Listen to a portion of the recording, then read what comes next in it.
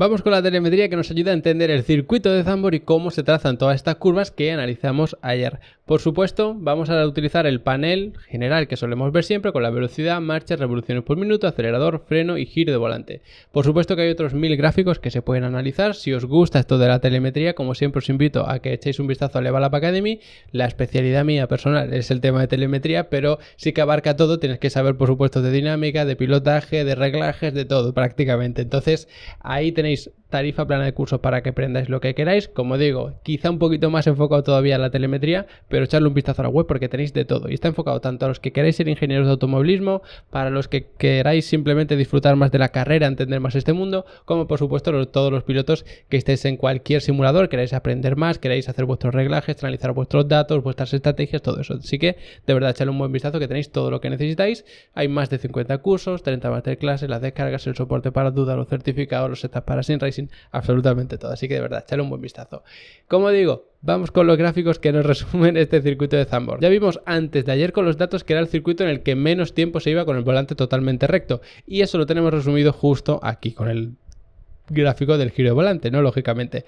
En la recta sí que estamos con el volante recto. A ver, 2 grados hacia un lado o hacia otro, evidentemente no va a suponer gran cosa. Cuando tenemos números positivos es giro hacia la derecha en este caso, cuando son números negativos son giros hacia la izquierda. Pero eso depende del sistema de adquisición de datos, del simulador y todo eso. Pero como veis, horizontal totalmente, justo en la marca del cero estamos aquí un trocito, aquí que es cuando empieza esa recta de meta, por aquí más o menos, pero tampoco del todo porque estamos abriéndonos un poquito de una curva a otra. Esta es la 10 y luego viene la 11 y la 12 que las vimos ayer. Bueno, os la enseño por aquí.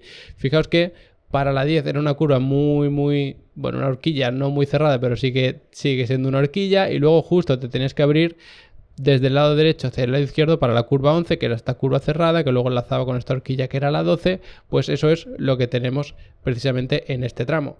¿Es recto? Hombre, teóricamente el circuito sí es recto, lo que pasa es que como estás a la derecha y te tienes que ir hacia la izquierda, pues ya tienes que estar girando un poquito, no mucho, por supuesto, pero luego aquí en el sector, bueno, en esta parte central, vamos a decirlo así, del circuito, ya hablaremos de sectores, sí que tenemos muchas curvas rápidas a un lado y otro. Esto recuerda un poquito también al segundo sector de Hungría. Y al final no tenemos prácticamente descanso, mucho giro a un lado, un poquito a otro, mucho a un lado, mucho a otro, un poquito de giro a ambos lados, luego cada vez más giro en toda esta parte que eran ya pues las curvas 8, 9 y luego la 10, que era todo esto girando. Fijaos que es que realmente no hay descanso, estás todo el rato girando, venías de las 7 aquí, tienes que abrirte un poquito, luego abrirte hacia el otro lado, luego... Es que es todo el rato girando, y eso lo tenemos aquí con el giro de volante.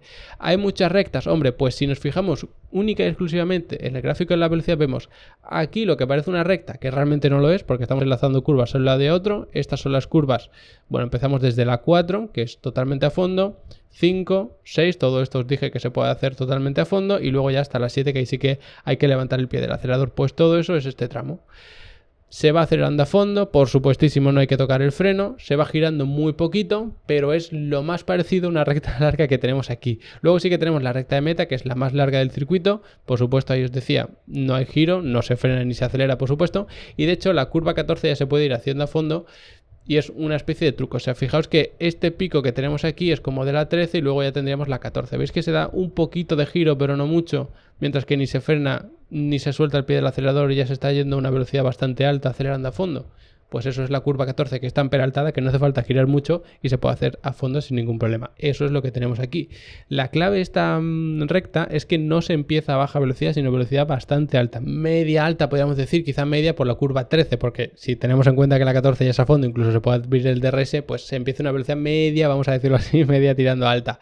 En Hungría sí que teníamos una recta también de meta, que era la más importante, pero veríamos de la curva 14 en ese caso, que era una curva bastante más cerrada, más lenta que la que tenemos aquí, que es la curva 13. Así que por eso sí que es un poquito más importante el drag a final de esta recta de meta, quizá también en este tramo antes de la curva 7, pero es un circuito en el que destaca por supuestísimo más la capacidad que tenga el coche para estar enroscándose hacia las curvas que la capacidad de tener mucha velocidad punta a finales de rectas largas, ni mucho menos, porque pensad que encima esto era un circuito muy cortito.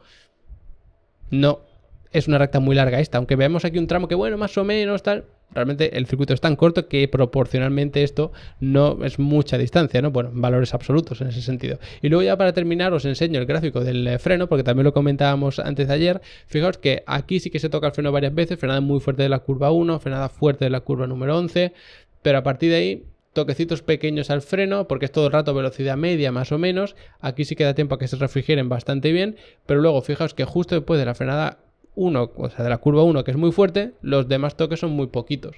Y después de la frenada fuerte de la curva 12, en este caso, bueno, la 11 que luego enlaza con la 12, luego tenemos la de la 13 que es bastante flojito ese golpe de freno. O sea, es un pisotón fuerte, pero no estamos frenando muchos metros, que eso sí que subiría bastante la temperatura. Entonces, por eso, la temperatura media, mínima y máxima, ¿no?, que veíamos de los frenos no es precisamente muy descabellada. Así que ya veis mucha información que se puede sacar de los gráficos de telemetría. Os invito una vez más a que os paséis por Level Up Academy si queréis saber más de esto. Os enseño a utilizar Motec a un nivel bastante profundo, también con Wintag, también con Race Studio, de verdad. Y si hay algo que todavía no encontráis contenido sobre ello, me lo podéis pedir, os vais a vuestra cuenta, hay una pestañita que pone nuevos cursos y ahí me pedís el que queráis y lo sacamos en cuanto podamos. Así que, lo dicho, no olvidéis pasaros por allí. Como siempre, gracias por haberos quedado hasta el final del vídeo y nos vemos mañana analizando cómo deben ajustarse los setups para un Fórmula 1 en este circuito de Zandvoort.